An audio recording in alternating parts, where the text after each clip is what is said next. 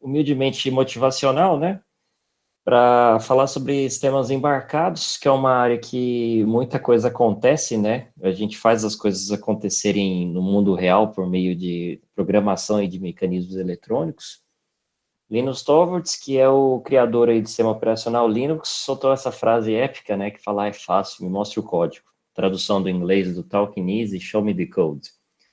Então, muito mais assim do que você falar assim, que você consegue, que você faz, que isso, aquilo, você fez o milagre todo ali, o sistema, né? Isso é fácil, mostra ali o código do que você está fazendo. E até interessante na onda do Linux e do Linus Torvalds em si também, é que ele também foi um dos grandes proeminentes ativistas aí nessa parte de software aberto, que é um dos diferenciais do Linux que eu vou tratar aí no decorrer da apresentação. E muitos de vocês aí que estão acompanhando aí essa palestra e já estão aí há um tempo, ou entraram em curso de computação, devem ter ouvido falar direto e indiretamente do que é um sistema embarcado. Curiosamente, quando eu comecei a mexer com isso, algumas pessoas da família até chegaram a pensar que talvez eu fosse entrar numa embarcação aí ali pro meio do mar, né? Mas, na verdade, a tradução ela é a tradução vem do inglês Embedded Systems. O pessoal de Portugal tem uma tradução um pouco mais literal, que eles chamam de sistemas embutidos. Nós, Brasil, acabamos por traduzir como sistemas embarcados. De todo jeito, se você compreende que você está lidando com sistemas eletrônicos que estão embutidos em equipamentos diversos, isso favorece você entender a questão do que é o embarcado. Só que o embarcado, além, é claro, essa brincadeirinha da embarcação, é um sistema eletrônico adaptado para alguma tarefa específica em um dado equipamento. Pode ser ali uma televisão, micro-ondas, computador de bordo, câmeras, robôs, etc. O sistema eletrônico, ele está embarcado, embutido no equipamento. E ele faz parte do equipamento. Sem aquele eletrônico, o equipamento não vai desempenhar a tarefa que se espera que o equipamento desempenhe. A título de exemplo, muitos aí de vocês, possivelmente pela faixa etária de vocês e também gostos, etc. Aí, né? Possivelmente vocês devam ter um videogame, talvez é algo na linha do PlayStation 3, 4, alguns cruzando o dedo e torcendo aí para chegar logo o PlayStation 5, Xbox, muito provavelmente uma Smart TV, que essas coisas se popularizaram pra caramba recentemente. E o interessante é que são dois exemplos aí de sistemas embarcados exatamente de alta complexidade, porque envolve ali a adoção de unidades de processamento de alto poderio computacional para dar conta do recado. Então, uma Smart TV hoje, dessas mais modernas, elas já estão vindo inclusive com Android TV. Então, acaba tendo ali a possibilidade de você instalar aplicativos até pela Play Store, além de poder ver streaming de vídeo e até mesmo instalar aplicativos de mídias sociais na televisão, não que você necessariamente vai utilizar, né, porque vai ser um desafio você usar o controle da TV para isso. E ainda para não, ainda mencionando aqui a questão dos videogames, né, que até mesmo chegam a bater aí com os computadores em questão de poderio computacional, a placa gráfica e afins. E são os videogames, por exemplo, eles são verdadeiros computadores. O Xbox ali da Microsoft aqui, ele roda o Windows adaptado ali para o videogame, por exemplo. Claro que não é um Windows ali que necessariamente você vai instalar Office, ainda, a despeito de ter alguns boatos que isso, porventura, venha a ser possível. Mas você consegue ali, tem todo um ecossistema de aplicações para os videogames hoje, por exemplo. E eles fazem muito mais do que só jogar jogos, né? Mas veja que você tem que ter, numa televisão, você tem que ter mecanismos para controlar o display, os alto-falantes, ter ali o infravermelho para interagir com o controle, ou no Wi-Fi ou Bluetooth para conectar com rede sem fio e o controle de diversos também, entradas HDMI, USB. Um videogame você tem que ter leitor de Blu-ray, HD, fonte de alimentação e outras unidades de controle, tudo aqui junto operando como um todo para desempenhar a função, por exemplo, jogar, ver vídeo, fazer alguma coisa. Normalmente, quando você começa a fazer algum projeto de embarcados, você começa com protótipos. Então, você tem ali uma placa de controle, onde ficam muitos fios expostos, e você faz ali a prototipagem do seu modelo. E, por fim, isso é o primeiro passo para você futuramente encapsular isso de uma forma mais bonita e transformar isso num produto, que é o que as pessoas compram. Mas vejam que testes de embarcados começam com coisas assim um pouco mais amostras, onde você arquiteta as partes que compõem o teu sistema e coloca elas ali para operarem como o todo. Então aqui de um lado a gente tem um exemplo de robótica e do outro lado aqui a gente tem um exemplo do sistema de automação doméstica, onde você pode ligar a lâmpada, ligar uma tomada, você pode ligar um motor, um portão, alguma coisa nesse sentido, inclusive podendo ser controlado remotamente via uma rede sem fio ou até mesmo pela internet. E a despeito assim, de essa área de embarcados ser muito interessante, isso traz à tona um assunto polêmico, né, que é esse conflito entre Arduino, microcontroladores, Raspberry Pi, essa salada de frutas, salada de letrinhas, né, de frutas que a gente tem visto recentemente, né. O que acontece, onde você deve utilizar um microcontrolador, ou, entre aspas, um Arduino da vida, onde você começa a usar, então, algum sistema mais complexo, como o Raspberry Pi ou demais aí que a gente vai ver, é uma balança que você tem que dosar bem até onde o sistema aguenta em sua melhor performance. Microcontroladores, dependendo do microcontrolador, ele só consegue ter um desempenho ali de atividade até só um determinado ponto. Se você tentar fazer mais que aquilo, você vai estar forçando a barra e você pode ter gargalos ali na execução do seu projeto, problemas de desempenho e outras coisas aí que possam trazer uma experiência desagradável para quem for utilizar a tua aplicação. Então, é possível você ter um microcontrolador processando, por exemplo, quadros de imagem com um algoritmo de visão computacional e ainda por cima enviar esses dados para a nuvem? Sim, isso é possível, mas isso vai te dar muito trabalho. Há ditados até do tipo, um trabalho a nível de ranger de dentes e lágrimas de sangue, por exemplo, que você vai tomar meses aí a fio no desenvolvimento de um projeto que vai dar muito trabalho, sendo que se você dosasse melhor ali a coisa de uma outra abordagem, você conseguiria, então, trabalhar isso de uma forma muito mais prática e direta. Então, muitos de vocês, se são entusiastas aí de Arduino e acompanham as redes sociais, a comunidade no Facebook, Arduino Brasil, Arduino BR, dentre outros, você deve ter visto que tem muita gente aficionado em Arduino e seus diversos shields. Tem gente que gosta de usar tanto o shield de Arduino que eu tenho até a impressão que deveria fazer engenharia civil, colocando um bloco sobre o outro aqui. A pessoa gosta de montar um Lego aqui, a vontade dela é fazer um prédio, não um Arduino, um sistema embarcado. Mas conforme você vai aumentando aqui a complexidade do teu sistema, você entra aqui num ponto que a sua aplicação ela é demasiado difícil, complexa para o sistema computacional que você está trabalhando. É o exemplo aqui, por exemplo, de alguém tentando processar 4 câmeras diferentes com Arduino. Existe no mundo alguém que teve coragem de fazer uma placa disso aqui para Arduino? Sim, acreditem. Isso é algo prático? Eu respondo para vocês sem nem pensar 2 vezes. Não, não façam isso, tá? Põe a mão na consciência, pensa aí um pouco, sangue frio, tá? Beleza? Não faça isso, isso vai dar muito trabalho. Dá para fazer com o Arduino? A resposta sincera é não, porque você tentar fazer um negócio desse com o Arduino, microcontroladores um pouco mais simples, você vai estar fazendo literalmente o que você está vendo nessa figura. Imagina esse caminhão carregando essa carga toda aí. Ele vai conseguir andar? Vai. O motor talvez vai pifar em algum momento, mas ele vai andar muito devagar, muito penosamente e vai ser difícil. Você poderia talvez até fazer várias viagens em menos tempo e transportar toda a carga se você dosasse isso de uma forma melhor. Então tem aquele ditado que é muita areia para o caminhão. Isso é o que acontece quando você tenta fazer algo demasiadamente complexo com sistemas microcontrolados. E aí nisso a gente tem o Linux embarcado, que é uma base de sistema para facilitar a criação de aplicações com recursos avançados. Então, o Linux, quem não conhece, eu recomendo fortemente conheça. Instala na tua máquina, faça um dual boot, vocês aí que são mais animados na área de computação, formata teu computador, instala aí o Windows, Linux, dual boot. Ah, não, tô com medinho de formatar. Coma Bacon. Bacon vai te dar coragem para você formatar seu computador. Brincadeira.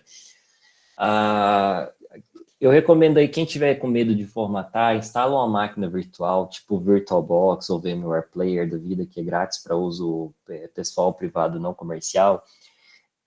E você instale um Ubuntu da vida, você começar a se familiarizar com Linux, se você ainda não é. Porque Linux é um sistema que tem sido muito utilizado no desenvolvimento de aplicações e é um sistema que é bacana você ter uma familiaridade com ele, porque você acaba tendo uma maior flexibilidade para você entender recursos de baixo nível, drivers, módulos, inicialização, serviços e toda uma outra gama de outros conceitos.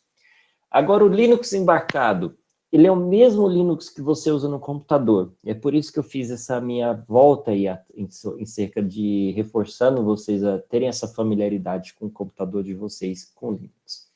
Mas o que acontece é que o Linux embarcado, ele tem algumas adaptações para sistemas embarcados, como cuidados a respeito de memória flash, cuidados a respeito ali de drivers e componentes, módulos para lidar com bateria, com outros dispositivos aí comumente encontrados ou trabalhados na área de embarcados. E você consegue rodar Linux embarcado em um microcontrolador? Consegue. Só que com muitas restrições e você não vai extrair o melhor que o sistema pode oferecer. Porque normalmente microcontroladores não possuem uma unidade chamada Memory Management Unit. É uma unidade adicional presente nos microprocessadores que permite você fazer o gerenciamento de páginas de memória e isolar a execução de contextos de aplicação no seu sistema microprocessado. Em outras palavras, é o que permite uma aplicação ter um contexto de memória diferente da outra. É o que permite você ter páginas de memória para você alocar ali os recursos do teu sistema. Então, sem isso que o sistema usa por definição, você tem que fazer isso na mão.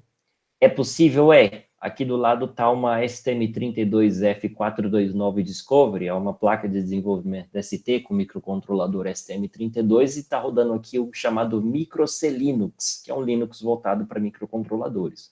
Mas você vai ter que fazer esse mecanismo de proteção de memória na mão. Então, é também um caminho meio árduo.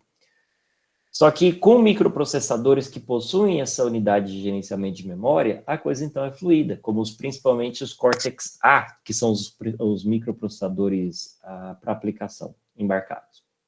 O uso de Linux está em crescente ascensão, devido à redução de custos de componentes que até outrora eram muito caros, ou seja, processadores embarcados hoje eles estão muito baratos, memórias estão mais baratas, displays estão mais baratos, tudo por conta da gente ter melhorias de processo de fabricação, tecnologia, vários outros fatores aí, tornaram os processos mais baratos e, por sua vez, reduzir o custo dos componentes. Nisso, a gente tem facilidade no desenvolvimento e na manutenção desses sistemas.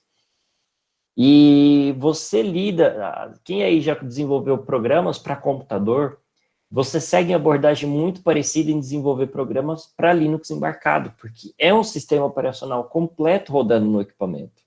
Então, pensa que você pode desenvolver uma aplicação na linguagem que você quiser. PHP, Node.js, Java. Não, Java não, que o sistema vai travar. Brincadeira. Java, C, C++, Python, Ruby. Dê o nome aí. A linguagem que você imaginar provavelmente tem suporte para Linux embarcado. E o Linux embarcado favorece aplicações que utilizem recursos multimídia, como displays, exibindo aí áudio, fotos, vídeo, aplicações de rede, lembrando que Linux embarcado, desde seu surgimento, já tem recursos de conectividade com rede nativo. Coisa, por exemplo, que o Windows só veio ter a partir da primeira versão do Windows NT, para vocês terem noção.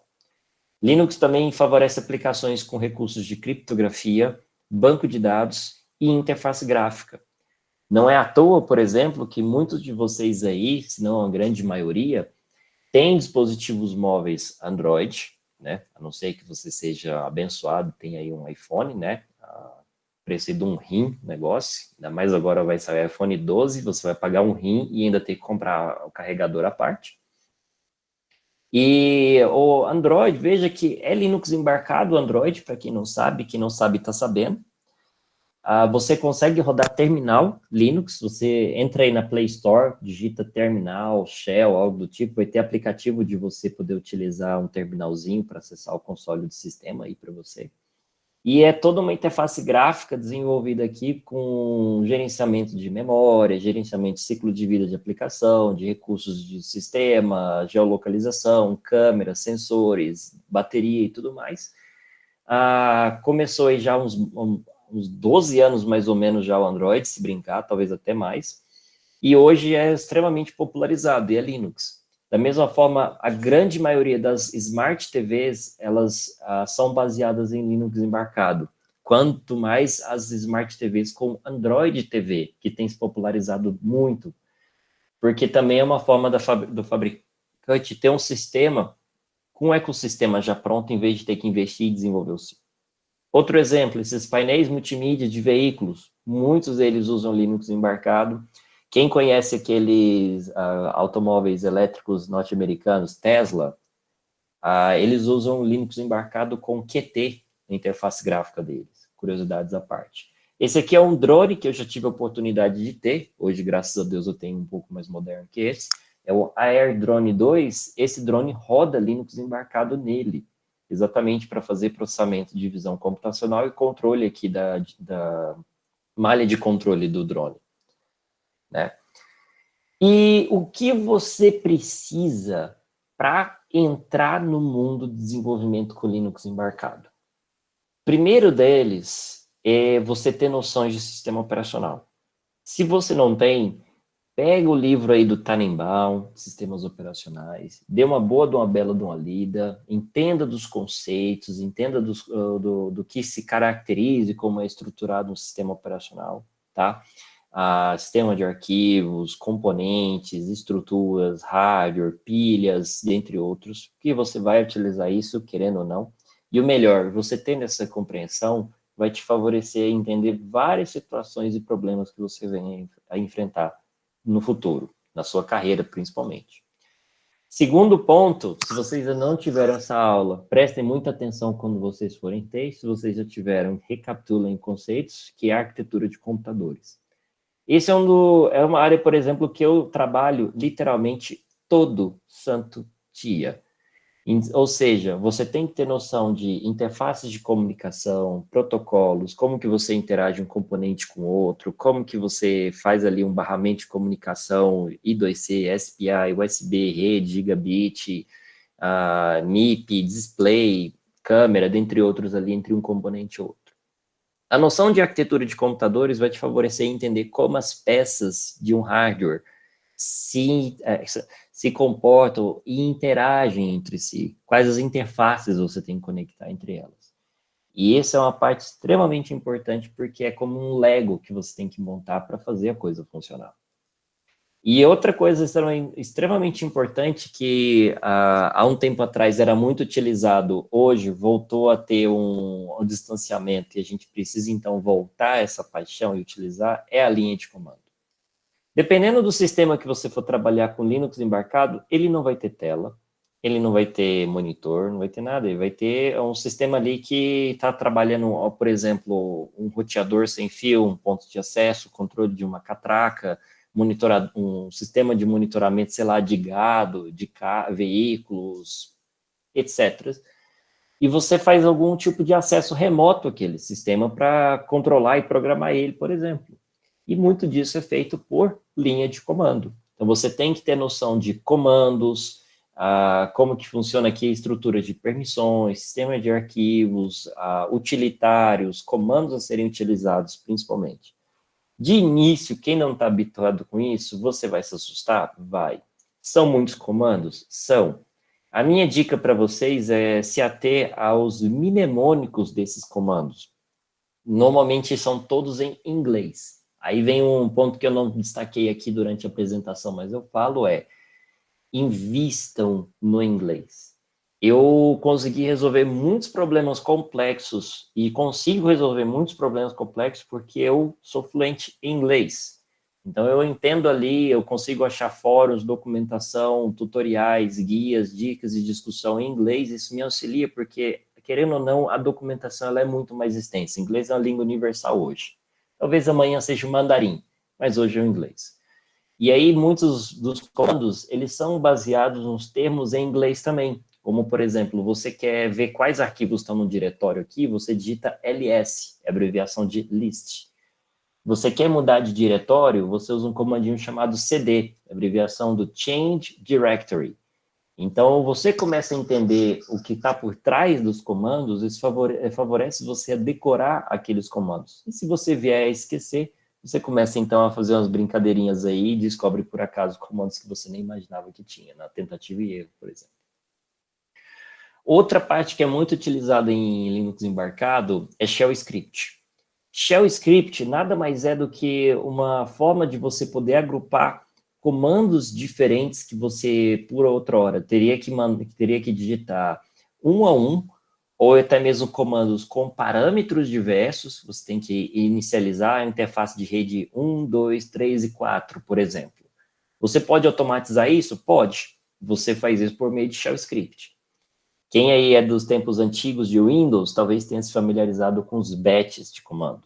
É a mesma coisa para Linux e atende por Shell Script, e nada mais é do que a forma de você agrupar comandos diferentes, inclusive permitindo você ter laços de repetição, laços condicionais, funções, dentre outras coisas. É uma língua, literalmente é uma linguagem de programação, mas para você automatizar tarefas em Linux embarcado. Então, utilizando o Shell Script, você consegue fazer um equipamento inicializar e você já consegue configurar a interface de rede dele para subir com determinado parâmetro. Você já consegue fazer a configuração de permissões de usuário, você consegue fazer configuração de diretórios, setup do equipamento completo por conta disso aqui. E programação. Na área de embarcados, fica aqui a minha humilde dica para vocês para investir sem miséria em C e C++. Senhores, a gente está com uma falta muito grande de profissionais na área de C, nas linguagens de C e C++.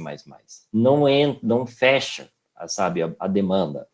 Por quê? São linguagens mais difíceis do que Python, Java e JavaScript.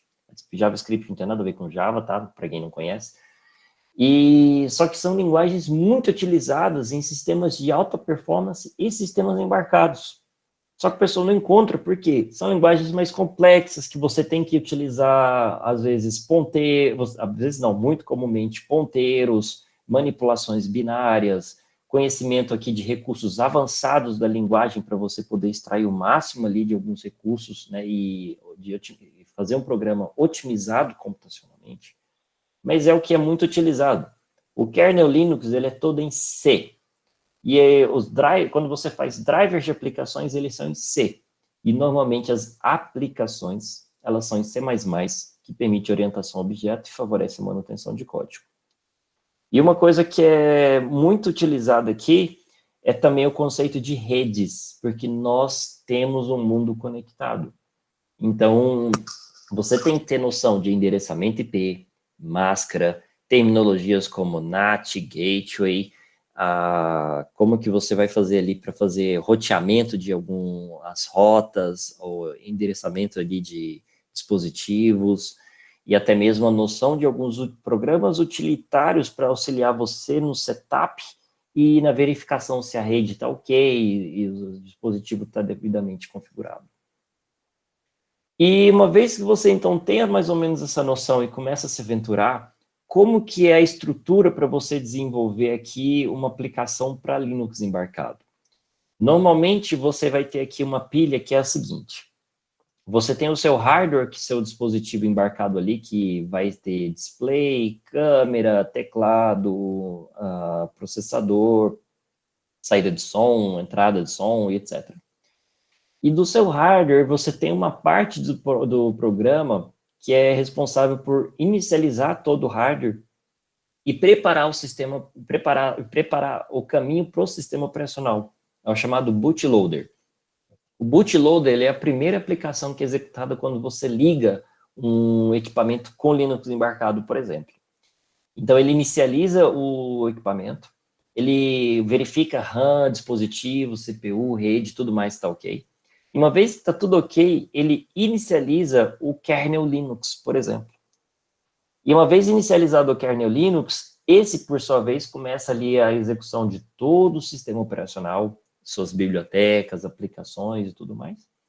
E para você desenvolver suas aplicações para um sistema Linux, você usa principalmente a biblioteca C, aí tem as variantes dela, CLib, microclib, dentre outras aí. Essa é a principal porque ela ela é responsável por fazer principalmente um recurso conhecido por chamadas de sistema, com o sistema operacional. Então, ela faz a ponte via chamadas de sistema com o kernel Linux. A tua aplicação, utilizando essa biblioteca, normalmente, então vai conseguir fazer ali o que você já deve ter brincado aí nessas disciplinas de programação, como simples scanf e printf, por exemplo, dentre outros recursos de chamadas de sistema. Você pode ter outras bibliotecas? Pode. Biblioteca de som, biblioteca de gráfico, biblioteca ali de rede, mas a principal é a biblioteca C, que faz a ponte com o kernel. E para você gerar teus programas, você usa um ecossistema chamado de toolchain, traduzido do inglês, cadeia de ferramentas. A toolchain é o que vai ter o compilador, depurador e outras ferramentas para você compilar um código C ou C++ que você gerou para seu equipamento, saber se aquele código está rodando ali adequadamente e garantir que aquele código também esteja em execução ali também no teu dispositivo.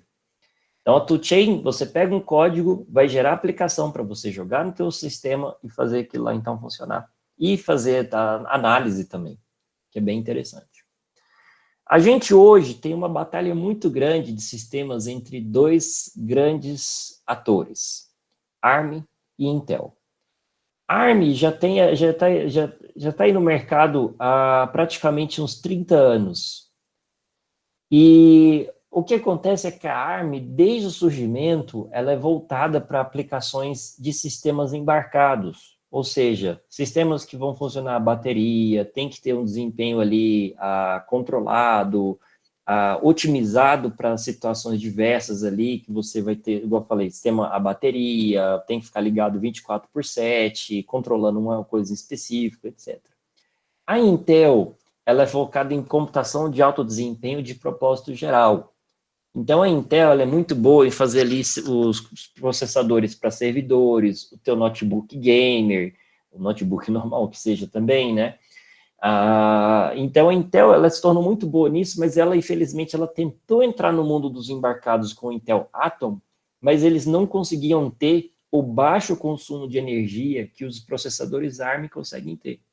Por quê? Porque a ARM está aí há 30 anos desenvolvendo coisa voltada para ter low power, baixo consumo, e aliado ali com desempenho escalável também.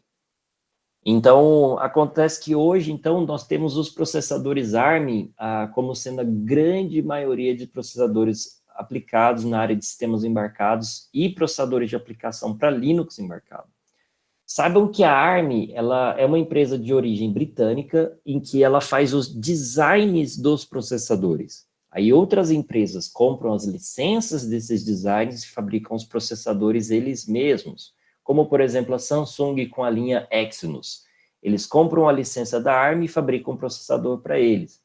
Então, com a licença, eu quero fazer um processador octa-core com uma placa gráfica X, com um controlador de câmera, de modem, Wi-Fi, etc. Assim. Eles vão lá, pegam e fazem. Tá? Normalmente funciona assim.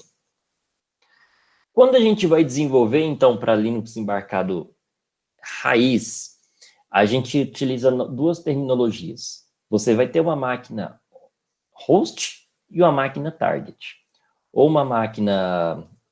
a gente pode chamar assim para um entendimento um pouco melhor. Uma máquina que será a sua estação de desenvolvimento e a aplicação alvo, o seu equipamento-alvo, por exemplo. A sua máquina de desenvolvimento, normalmente, ela vai ser de uma arquitetura x86. Você consegue pegar o mesmo código-fonte, compilar ali com... Talvez você já tenha usado CodeBlocks, deve ser mais, o Visual Studio que seja no seu computador, desenvolvido alguma aplicação ali, compilou. No que você faz isso no seu próprio computador, você faz o desenvolvimento com o que a gente chama de toolchain nativo. Você vai gerar um binário, uma aplicação que corresponde à mesma arquitetura da máquina de desenvolvimento. Mas quando você tem uma máquina de desenvolvimento, você pega um código-fonte e você usa uma cross-compiling toolchain, uma cadeia de compilação, cadeia de desenvolvimento de cross-compilação, você é capaz de pegar esse código-fonte e gerar um programa para uma outra arquitetura, como no caso o ARM. Isso é o que permite aí você fazer o desenvolvimento de uma aplicação para Android. Então você baixa ali o Android Studio, por exemplo, tá, gente? Você consegue desenvolver uma aplicação e carregar ela no celular para ser executada. Só que o Android Studio faz isso aqui por trás dos bastidores para você. E aí você faz isso normalmente em Linux, configurando as ferramentas de desenvolvimento para você. Quem tiver curiosidade, temos uma infinidade de artigos na Toradex, explicando como que é o processo de fazer a configuração e o setup de ambientes para esse fim. Então aqui, normalmente, não que essa figura seja das mais recentes, tá? Mas é uma que explica bem. Você tem o seu ambiente de desenvolvimento host, você tem aqui o seu ambiente embarcado alvo, você vai ter aqui um console serial, uma porta de comunicação serial com o seu dispositivo, normalmente tendo uma conexão via rede para um hub ou switch. E dessa forma, pelo console serial, você tem acesso ali aos comandos para você disparar e executar aqui o controle desse equipamento remoto, desse equipamento alvo. E pela rede, você consegue carregar a aplicação, carregar o sistema, programar o equipamento inteiro. Normalmente, eu trabalho assim. Aqui do meu lado mesmo, aqui à minha esquerda, eu estou com um sistema muito parecido com esse. A diferença é que eu uso um switch Ethernet, eu não uso o hub. Mas eu tenho conexão aqui RS-232, o serial TTL também, e a conexão, o link aqui com o meu equipamento. E o interessante de como você, então, começa a fazer seu projeto, o sistema de Linux embarcado, é que você, então, passa tendo esses conceitos, sabendo a arquitetura e o projeto, o sistema que você está desenvolvendo como alvo. Você monta aqui o teu hardware. Vamos supor que você está fazendo um sistema aqui igual desses, um carro autônomo, um sistema de estacionamento 3D.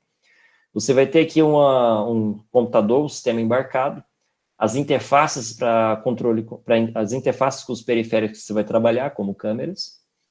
Você vai desenvolver aqui o software para aquela aplicação, ou seja, fazendo interface com as câmeras, aplicando os algoritmos ali para fazer ajuste, filtro, juntar uma imagem com a outra, fazer projeção, coisas afim, que é imagem de visão computacional. Eu convido depois a dar uma estudada, é uma área também que está em crescente ascensão, porque hoje tudo é visual, né? E aí, junto uma coisa com a outra, você tem, por fim, a sua solução e a sua aplicação final. Então, muitos veículos hoje, por exemplo, estão tendo agora sistemas que ele projeta o carro em 3D, dando ali um panorama à volta do que está no veículo. Isso aqui é apenas um exemplo da junção de recursos para uma aplicação ao fim. Mas você pode fazer várias outras coisas mais. Drone, sistema médico, respirador. A gente está aí na onda do Covid, você pode fazer um respirador pulmonar, por exemplo, com Linux embarcado.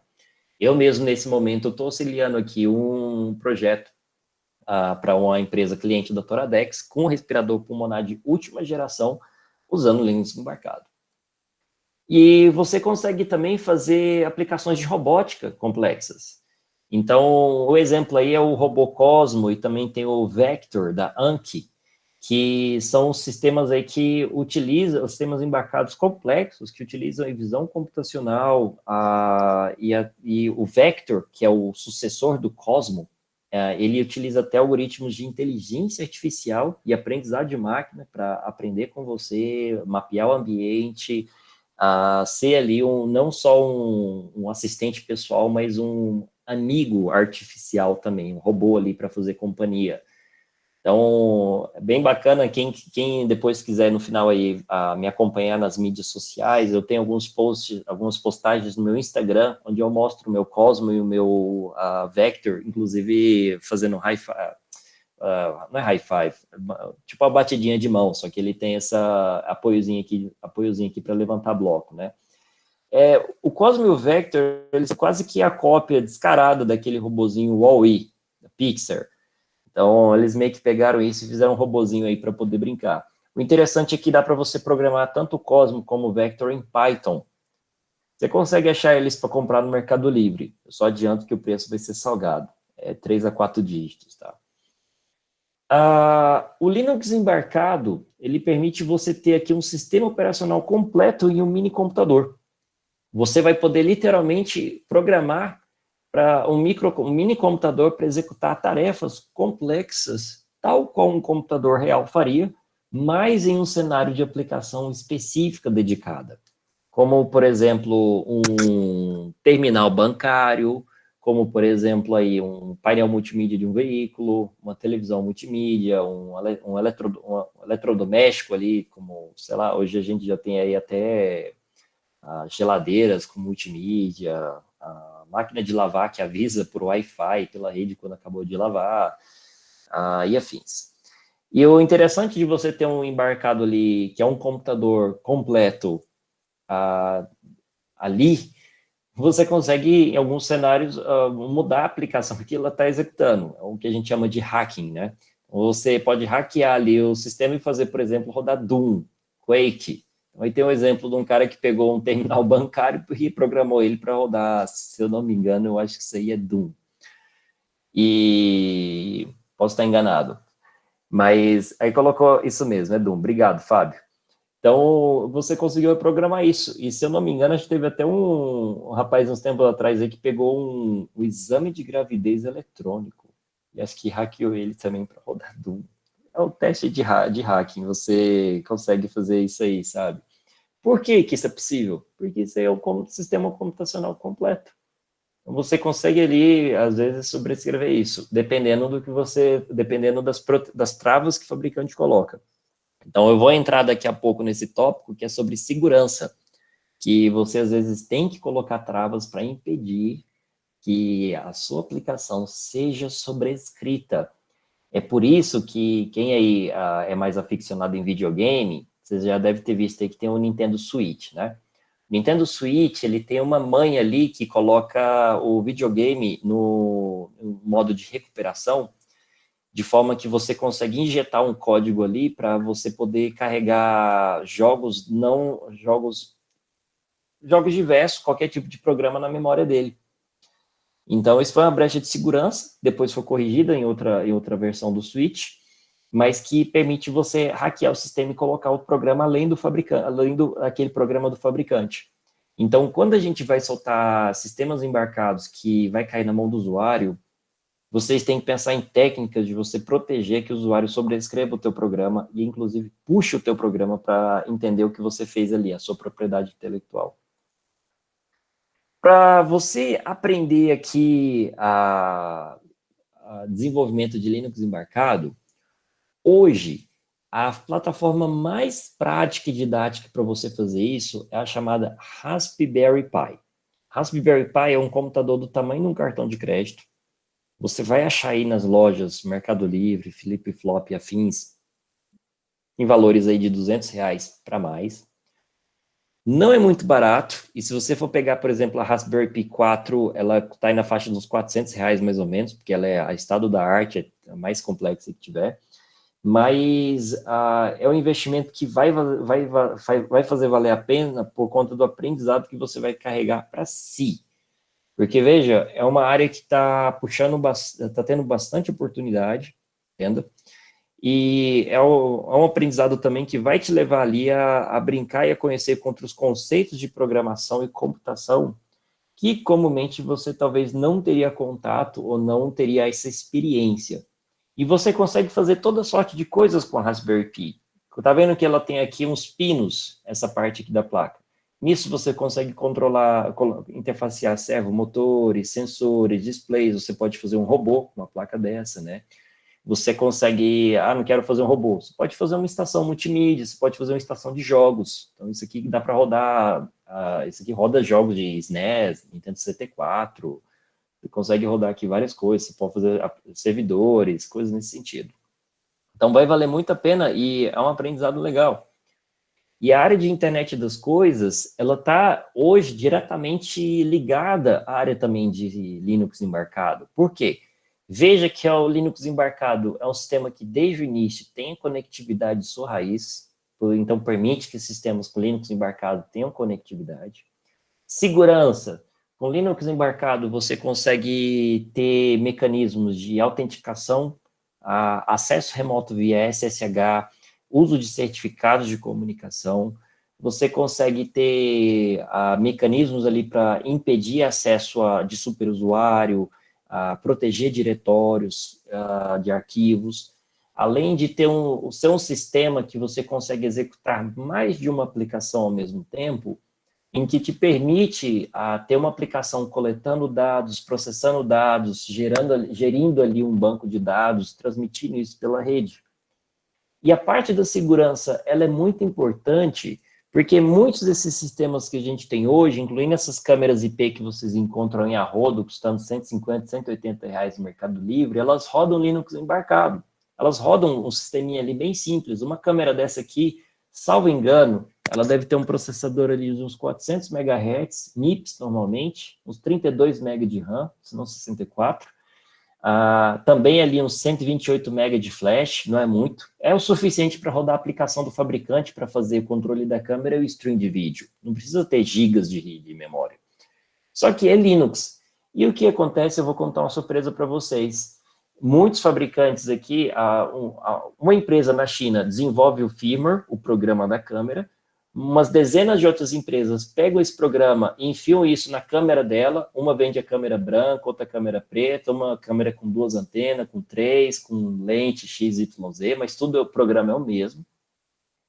E ninguém muda quase que eu falo a palavrão aqui, da senha. Tá? Então, entenda que eu fiz o bipzinho do xingamento aqui. Ninguém muda da senha. E aí, o que acontece? Tem muita gente que pega, compra, instala uma câmera dessa na casa, vai lá e configura no modem, roteador, o NAT dela para ter acesso à rede, à internet fora de casa. Aí fica, nossa, eu tô aqui vendo minha câmera pelo meu celular, nossa, que legal. É você e mais um russo ali do outro lado do planeta que tá vendo sua câmera também, né? E você andando de cueca ali na sua casa. E o interessante é que, como ninguém muda a senha disso aqui, eu tenho um amigo aí na área de segurança de computadores, ele pegou uma câmera dessa e ligou ela em NAT, com um IP público aí, né? Ele me contou que foi 12 minutos até um worm ter se instalado na memória RAM dessa câmera. E esses worms, eles são tão malditos que ele se instala na RAM, de forma que quando a câmera é desligada e liga, é como se nada tivesse acontecido, não deixa traço, porque a RAM, se vocês não sabem, ela é uma memória volátil. Ou seja, quando você desliga, ela perde o conteúdo. Aí, recentemente, a gente teve em 2016, um dos maiores ataques de negação de serviço distribuído da história, que usaram cerca de 152 mil câmeras IP para gerar cerca de 1 terabit de tráfego aqui de DDoS. Ou seja, várias câmeras IP aí servindo como zumbis. Eu não vou mostrar aqui agora, porque foge um pouco ao propósito, mas você encontra sites na internet que mostram os streamings de vídeo dessas câmeras que não contam com autenticação ou proteção. E é estranho você ver ali que tem uma pessoa do outro lado do mundo que nem imagina que você está vendo ela naquele exato momento, né? Mas voltando aqui à questão, a gente tem hoje toda uma sorte de aplicações complexas que usam Linux embarcado. A área de tratores, área agrícola, tem muitos sistemas aqui de gestão e controle do trator e dos componentes utilizados no trator que usam Linux embarcado. Por quê? Para interagir com a rede de componentes do trator, fazer gestão de recepção de dados via telefonia móvel, GPS, ter o controle ali como interface gráfica para o controlador ali do trator. Drones hoje executando aqui voos por horas a fio, fazendo mapeamento de terrenos. A área aqui de controle aqui de carga, muitos módulos utilizados em caminhões usam Linux embarcado exatamente aqui por critérios de segurança, criptografia, e processamento de dados, querendo ou não, um veículo moderno hoje, ele tem uma rede complexa. Muitas vezes você tem que processar ali tudo o que está acontecendo na rede para saber se aconteceu alguma falha, alguém roubou o caminhão, coisas assim. E não para não esquecer também o Tesla, como no caso aqui o Model S, que é um carro que inclusive recebe até atualização remota, sem fio. E é um carro que já conta até com direção semi-autônoma, onde ele é capaz de utilizar aqui recursos combinados de todos os seus sensores e câmeras e fazer a direção do carro, exatamente por conta de todo um sistema complexo de operação. E aí, já entrando aqui no andamento da coisa, eu recomendo muito vocês darem uma lida nessa, fazendo um apanhado nessa área de internet das coisas e aprendizado de máquina. Peguem o material aí de Azure, Machine Learning, por exemplo, para computação em nuvem, e a despeito de aqui estar nesse exemplo aqui, um dispositivo como um SP8266, você consegue facilmente substituir esse dispositivo aqui por um dispositivo com Linux embarcado, que vai estar coletando dados aqui de sensores e dispositivos aqui em campo, e mandando isso para a nuvem para fazer um processamento aqui distribuído, um processamento mais complexo ainda. Por quê? Às vezes, por melhor que seja o dispositivo embarcado, você pode estar lidando com dados ali que requerem um poderio computacional ali para deep learning, para outros recursos ali para você fazer inferência de dados, inferência de informação. E aí, hoje a gente trabalha muito com o conceito de você mandar isso para computação em nuvem. Então, a parte aqui de aprendizado de máquina e de computação em nuvem, é uma área também, eu deixo aqui só um adendozinho pequeno para vocês darem uma atenção. E aqui, para vocês terem noção sobre como isso normalmente funciona, às vezes a gente tem algum sistema embarcado que é capaz até de fazer um pré-processamento aqui, uma Raspberry Pi ou um outro sisteminha qualquer, que é capaz de pegar um stream de vídeo, fazer um processamento aqui, reconhecer que tem um rosto, manda isso para a nuvem, para ter ali um banco de dados completo e saber quem é aquele rosto. Aí a nuvem manda essa ação de volta para o dispositivo embarcado para, por exemplo, autorizar a passagem daquela pessoa, bloquear a passagem daquela pessoa, dentre outras coisas. Mas entendam que a gente não está tirando toda a carga do embarcado. Acontece que você tem que fazer uma coisa rápida. E o sistema embarcado, por melhor que seja, ele não vai ter o banco de dados de todas as pessoas do mundo. Então, vamos supor que você está pegando lá o aeroporto de Guarulhos, vai fazer uma viagem internacional, aí você entra lá, tira uma foto de você, aquela foto vai para o banco de dados, verifica se está tudo bem contigo ou não. Então, é um exemplo aqui de aplicação nesse sentido. Quando não, monitoramento de dados, monitoramento de ambientes, você consegue fazer, por exemplo, um sistema para monitoramento de enchentes e usar visão computacional aqui para detectar se a água passou de determinado nível e sair avisando pessoas e autoridades.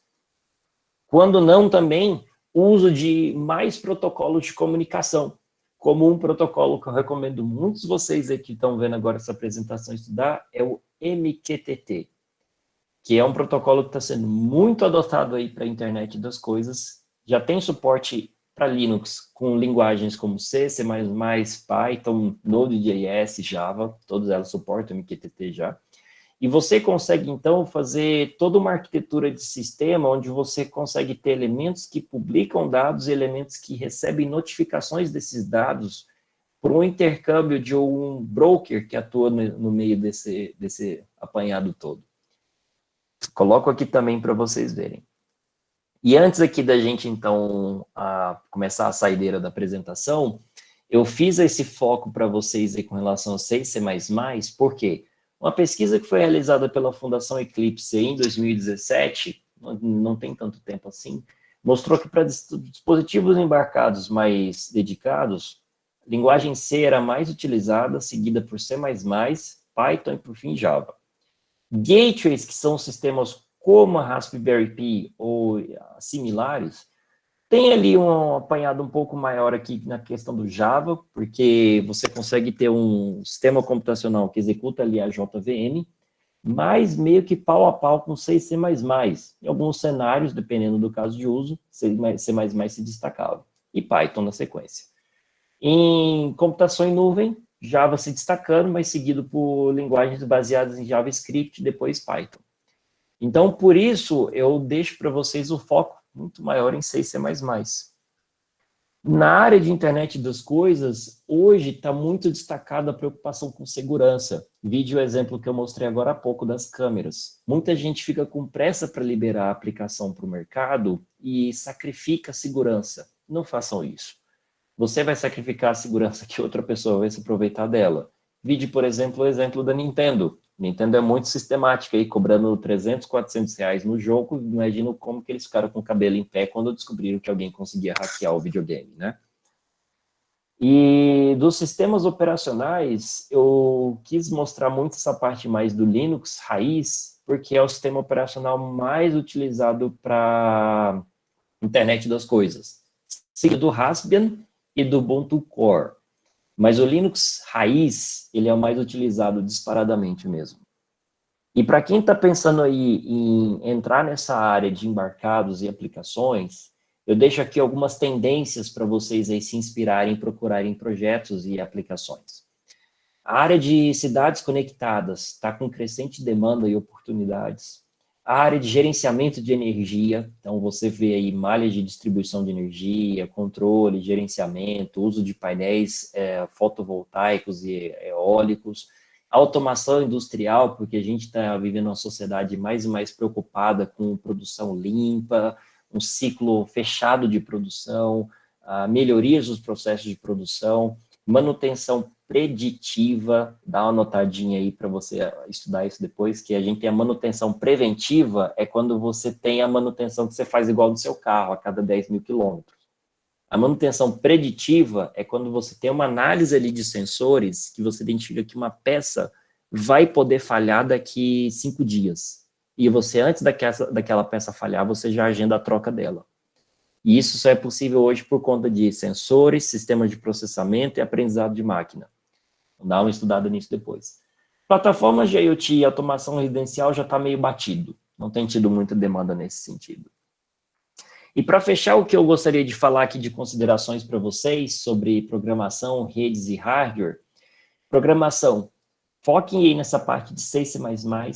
Rede, em se tratando de protocolos para IoT e embarcados, deem uma atenção especial para MQTT e tenham noções de HTTP, porque isso acaba pegando também. Hardware, dependendo se você vai fazer uma aplicação ali que vai estar no meio do campo, como por exemplo, ali, monitoramento de gado, você vai ter que ter preocupação com o uso de bateria. Então, mesmo você fazendo um sistema com Linux embarcado, você tem que ter controle como, por exemplo, ativar e desativar núcleos de processamento, colocar o sistema para operar em alta performance ou economia de energia, a gente consegue programar o sistema para isso. Além, é claro, de você saber a interface com componentes, como eu falei lá em arquitetura de computadores, hoje está pegando bastante interface com sistemas de radiofrequência, para você ter interface de Wi-Fi, Bluetooth, Zigbee, LoRa, dentre outros. Inclusive, recentemente, eu dei uma palestra de LoRa, para Uniararas também. Acaba sendo uma sinergia de conceitos da computação, e para você extrair o melhor de tudo isso, para que está pegando bastante, dá uma lida no material aqui, Inspirando a Internet das Coisas, um livro que está disponibilizado gratuitamente, em forma de PDF, tem ele até na versão português, brasileiro, tem uma tradução dele para isso. Para Linux embarcado, quem empolgou aí com Raspberry Pi, eu deixo esse livro do Derek Molloy, que é um autor que eu admiro bastante. É um livro extenso, é um livro grande, se eu não me engano, acho que ele deve ter mais de umas 400, 500 páginas, eu acho. É literalmente uma bíblia, ele vai de A a Z com Linux embarcado, com aplicações na Raspberry Pi. Então você vai comprar a placa, se você quiser, claro, senão obrigado. E o livro, e você vai poder, com o livro, com que o Derek Molloy mostra nisso, você vai conseguir extrair, assim, cara, a alma da placa. Eu recomendo, assim, está disponível o livro aí em formato PDF, vira e mexe, aparece aí nos Humble Bundle da vida, quem não conhece depois dá uma olhadinha, é umas campanhas que você consegue comprar umas coisas mais baratinhas, para a gente pegar a coisa na genuinidade, tá, gente? Vamos deixar de lado aí o modo Piratas do Caribe, né? E você quer brincar aí um pouco com a mistureba de Arduino, SP, Raspberry? Tem um livro aí feito por um truta brasileiro, né, Sérgio de Oliveira, na Novatec, que é o Internet das Coisas, com SPI8266, Arduino e Raspberry Pi, que você começa a misturar tudo para fazer uma aplicação. Então, é interessante que você comece a fazer o Lego para juntar todas as peças e fazer uma coisa só. A O'Reilly, que é uma editora famosa também na área de embarcados e de computação, tá? Tem alguns livros de graça, tanto para hardware, embarcados, governança de TI, IoT, dentre outros. Então, eu espero que vocês tenham conseguido aí aproveitar bastante. Infelizmente, a gente passou um pouco aqui das 10 horas, mas eu não estou vendo ninguém xingando minha mãe no chat, então aparentemente está tudo ok. Tivemos um probleminha ali com o áudio, porque eu não tenho costume de apresentar coisas com o Google Hangouts. E aí eu fui no modo apresentador, e o negócio, por algum motivo, ficou dando microfonia, né? Mas o engraçado é que no modo apresentador, eu estava me sentindo, assim, sozinho, né? Quase que numa sessão espírita, né? Vocês estão aí? Vocês estão me ouvindo? Estão me vendo? Com todo respeito, tá, gente? É brincadeira. Aí, depois que eu fui ver que tinha que entrar, na verdade, era um outro modo, e ativar o modo de apresentador, né? Que você passa a semana inteira usando o Zoom, usando GoToWebinar, essas outras ferramentas, você acaba ficando meio afrouxado ali em outras ferramentas. Então, desculpa aí no atraso, obrigado aí pela atenção. Do início ali, vocês perceberam o meu ki, né? Mais de 9.000 ali, tava ficando meio nervoso já, mas passou. E agora, abrindo aqui a sessão de perguntas, por gentileza, agora, se vocês tiverem qualquer dúvida, comentário, crítica, comentário sarcástico também que seja, também, por favor, vamos conversar um pouquinho aí, e logo mais eu passo meus contatos para vocês. Bom, professor, tem uma pergunta. Diga, Davi. Mas no começo do slide, quando você faz a introdução de sistemas embarcados, você fala que é mais um sistema onde todas as peças, componentes estão num chip só. Então, um sistema embarcado, ele é embarcado independente se tiver um microprocessador ou um microcontrolador. Por exemplo, o meu smartphone, ele é todo soldado. Ou, vamos supor, um notebook, se você soldar todas as peças, ele vai ser um sistema embarcado?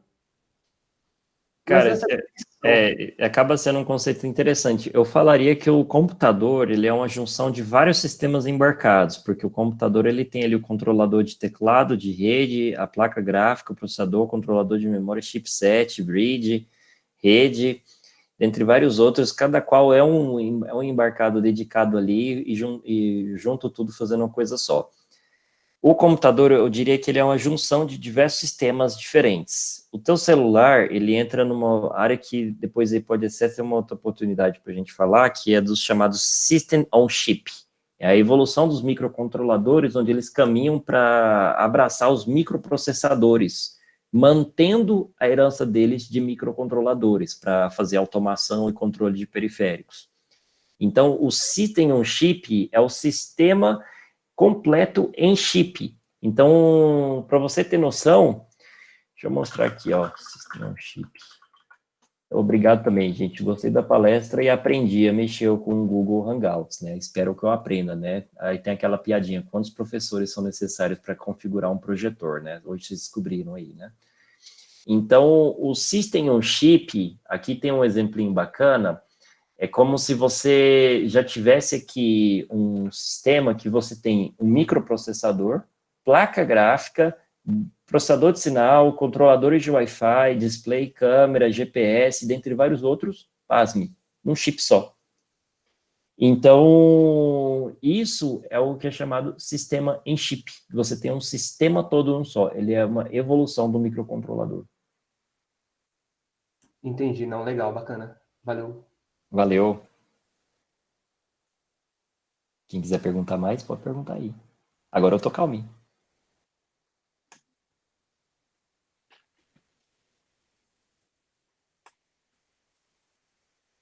Obrigado, gente. Eu vi que alguém deixou um comentário sobre C Sharp. Sobre C Sharp ali no andar aqui das perguntas. Abraão, C Sharp é uma linguagem que tem uma raiz mais ali do .NET, da Microsoft, só que não é muito utilizado no ambiente Linux. hoje, atualmente, com a Microsoft fornecendo sistemas e recursos para Linux, começou a ter uma adoção, mas não é algo que é já muito utilizado para Linux embarcado. Então, é mais um comentário nesse sentido. Vinícius, o MSP430, ele é um microcontrolador para ultra baixo consumo. Tem vídeo no YouTube que você vê ele sendo alimentado por uva, morango. Então, é um microcontrolador muito utilizado aí para fazer equipamento médico, mas ele não é voltado para aplicações de propósito geral ou de alto desempenho. Mas ele é um dos queridinhos para aplicações de baixo consumo.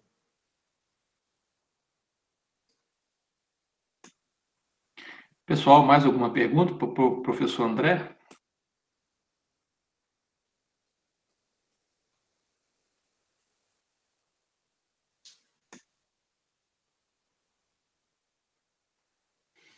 A palestra eu vou deixar disponibilizada, pode ficar tranquilo. Vou mandar o PDF aí para o professor Marcos e demais aí relacionados aí à organização. Podem ficar tranquilos, vocês vão poder pegar os livros aí, como por exemplo esse do Derek Molloy. O André, como chama esse sistema que você consegue comprar mais barato os livros aí que você comentou? Deixa eu mostrar aqui, ó. Vai ser bom ter esse... a palestra a gente conseguiu dar um gás aqui, né, que eu fiquei meio agoniado quando deu atraso, mas vamos lá. Aí aproveito para ter esse papo com vocês. Anotem aí, tranquilo. Chama Humble Bundle, direto, gente, mas direto, tem promoção aqui de vários livros por $15. Aí, então, só a sacada é que você tem que ter um PayPal, algum cartão aqui internacional, né? Se você não tiver, você junta ali com um amigo, amiga que tem ali, você consegue pegar. Então, aqui, por exemplo, olha só, Humble Bundle, eu vou mandar aqui no chat para vocês.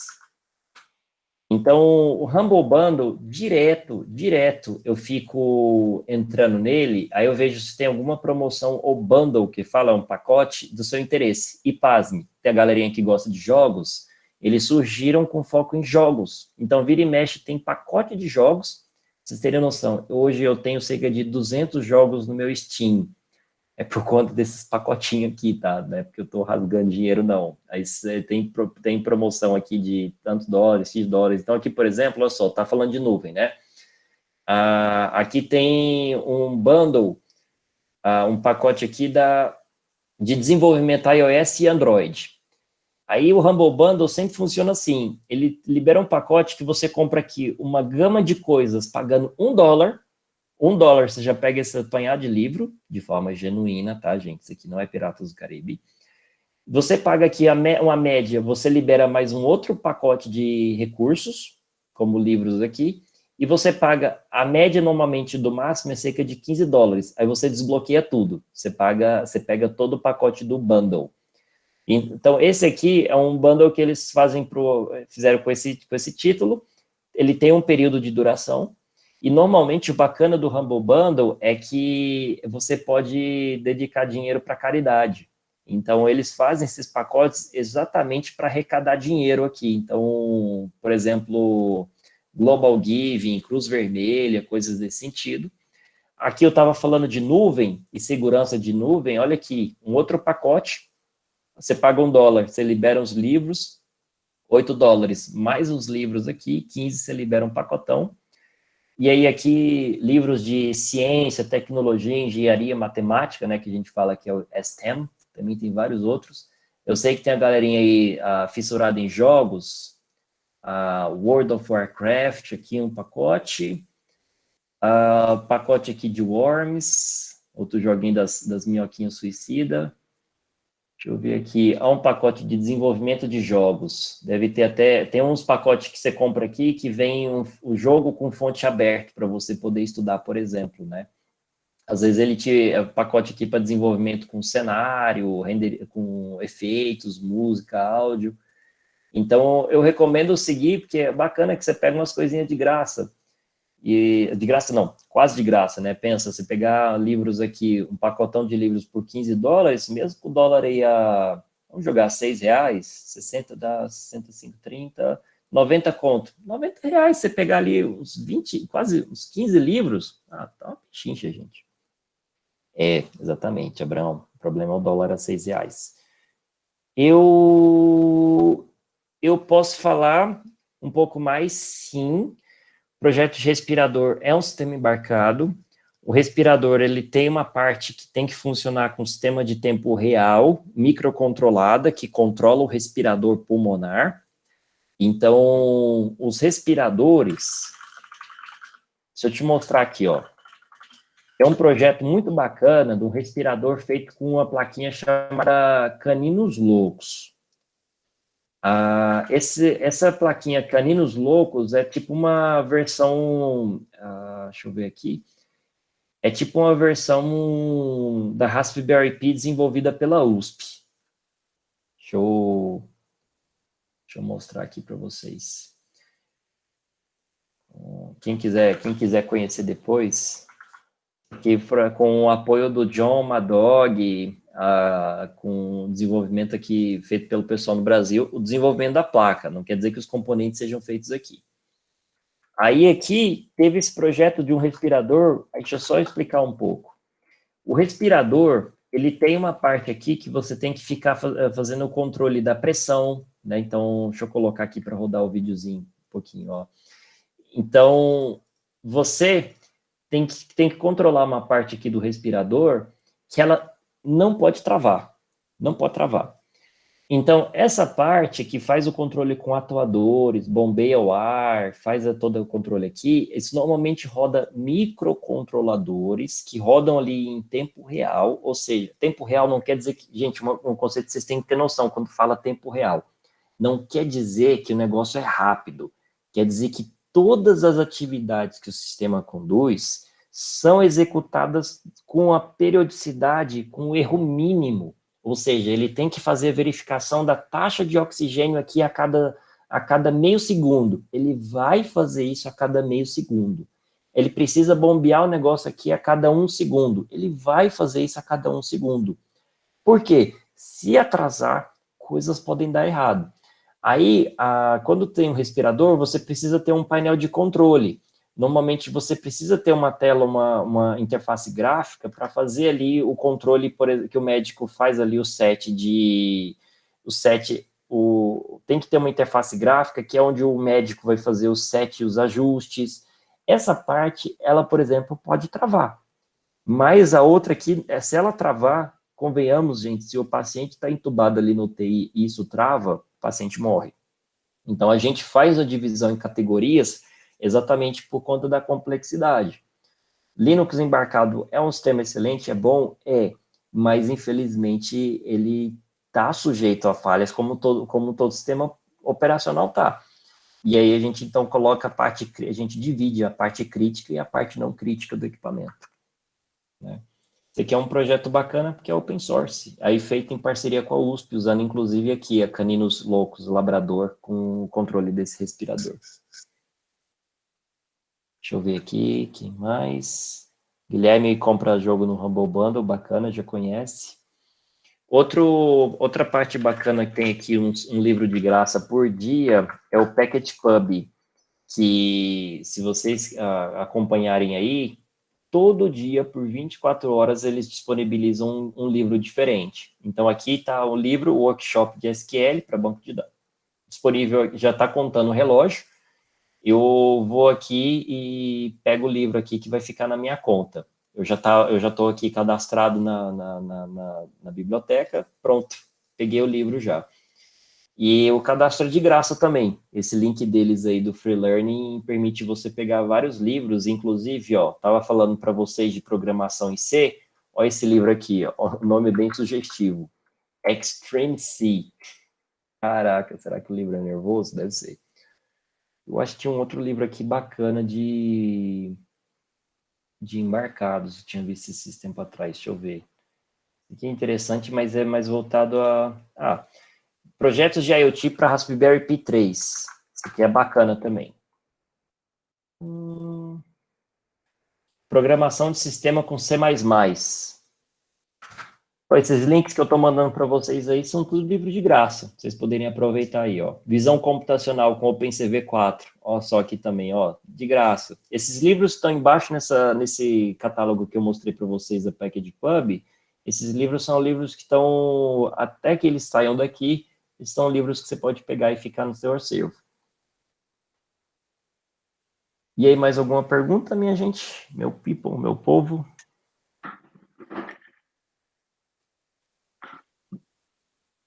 Ô, André, só uma pergunta. Com relação Manda. ao Raspberry, eu praticamente trabalho com microcontrolador da linha PIC, né? Eu tenho usado bastante o PIC até para ministrar alguns cursos aí, e eu nunca usei o Raspberry, não manjo de Linux, então você acha que comprar uma plaquinha e instalar o Linux, sei lá, consigo me dar bem com C em cima do Raspberry?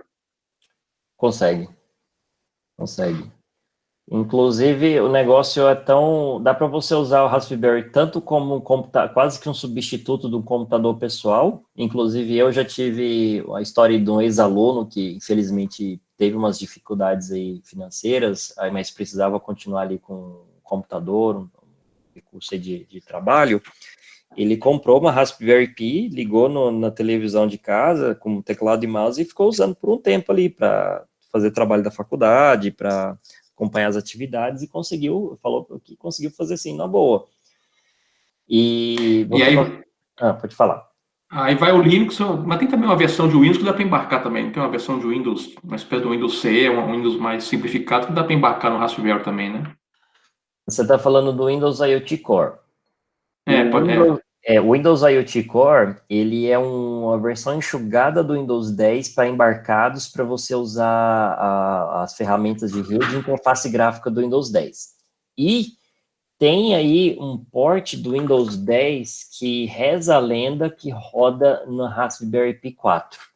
Eu ainda não tive a oportunidade de testar, mas o fato da Raspberry Pi 4 ser tão poderosa e a Microsoft com a Qualcomm ter soltado uma versão do Windows 10 para ARM, pegou uma galerinha que já fez o port já e reza a lenda que é possível. Inclusive aqui, eu assim que eu tiver um tempinho, eu vou tentar fazer isso na minha aqui, que eu tenho uma Raspberry Pi 4.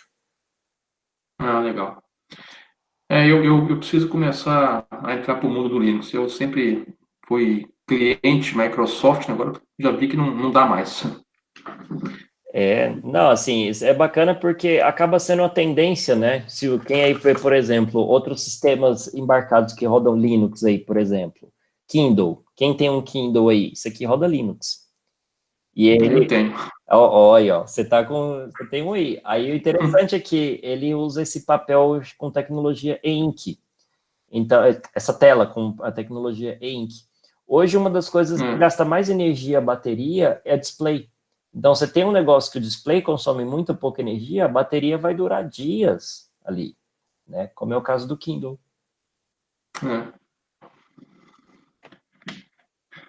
Bacana. Bacana. Pessoal, mais alguma pergunta para o professor André?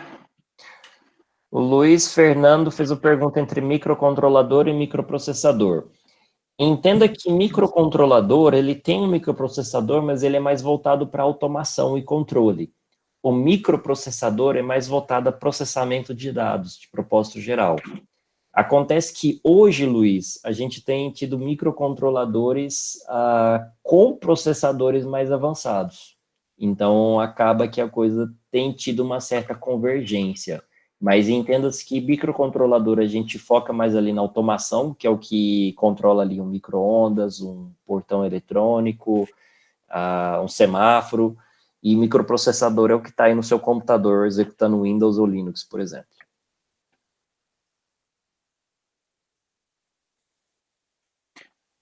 Mais alguma pergunta, pessoal?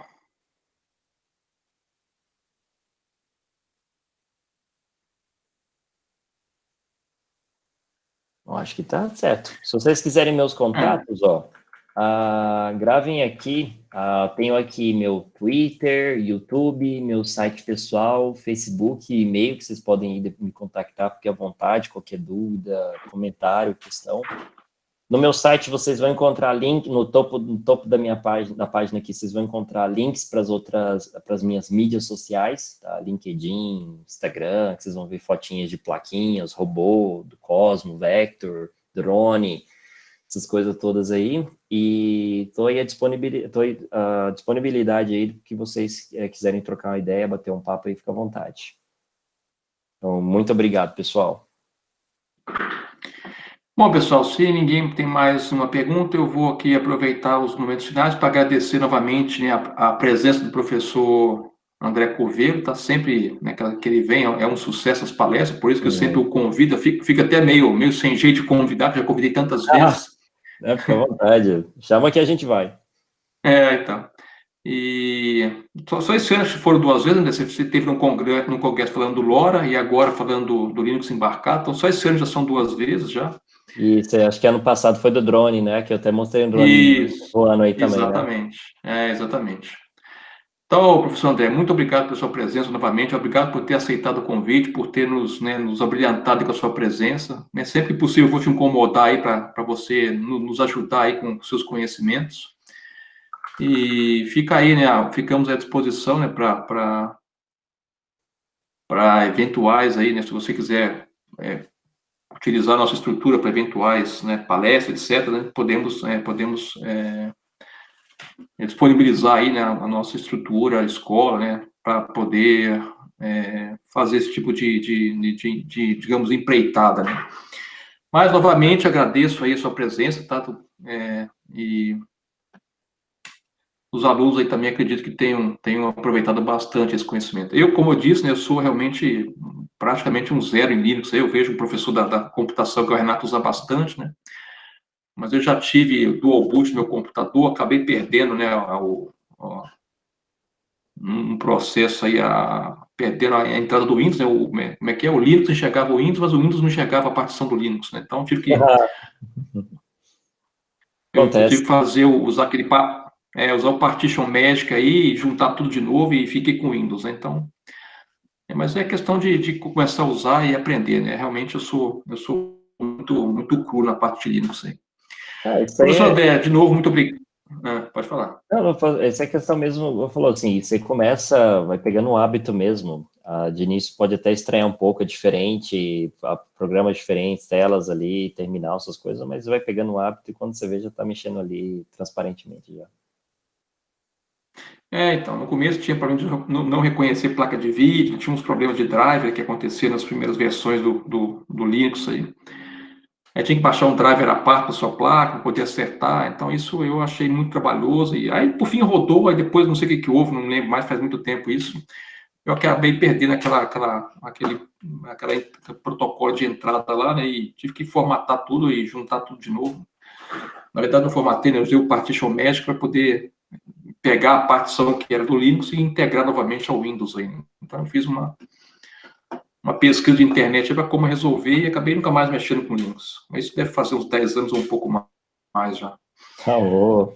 Bom, Bom, professor André, muito obrigado novamente, tá fico muito honrado em receber o senhor aí novamente nas nossas palestras, na nossa semana de engenharia, no nosso congresso.